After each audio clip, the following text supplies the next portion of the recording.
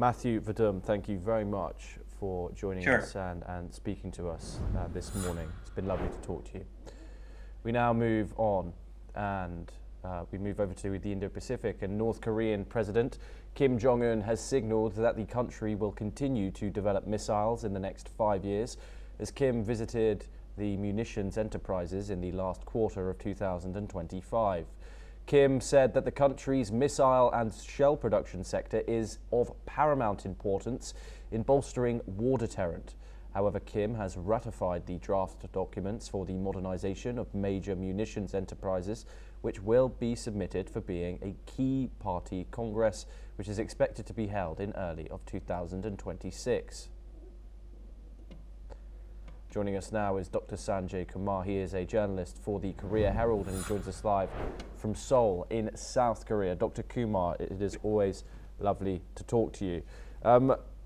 Kim Jong Un is openly signalling this continued missile development here. What message is Pyongyang sending, and what are the eventual goals from Kim Jong Un? Thomas, in Korea, we often say that a tree is planted not for today's traveler's shadow. This means when things like this are done, it is not done with short-term goals, but for long-term goals and long-term strategic messaging as well as strategic leverage. So, this move should not be seen just as a mere exposition of weaponry, but it is exposition of the vision, the future vision that North Koreans have. And the North Korea's message is very clear. They want to, leverage this weaponry to deter the geopolitical insecurities. And when we say geopolitical insecurity for North Korea, this is about deterrence against the US and South Korean alliance. So what North Korea is doing, it should not be seen as an unsurprising act, but a very well calculated act with having a strategic message. Yeah, indeed. And how does this reshape the security landscape for the Indo-Pacific, but of course, in particular, South Korea and the likes of Japan as well?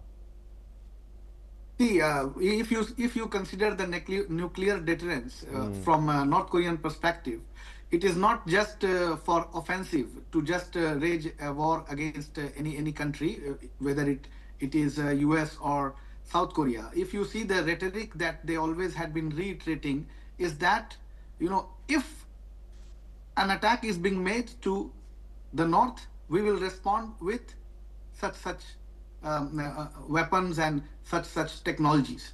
So in that sense, it is a kind of North Korea's layered deterrence. It should be seen in that way. And that is why, when it comes to United States extended deterrence strategy, it is just, from North Korean perspective, it is just an answer to that.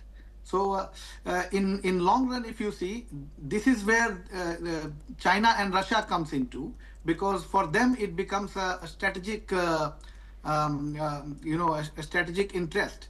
Because for a long time, North Korea has been seen as a strategic buffer against US alliance by China and Russia, and that is why they want to have a North Korean military presence near the borders.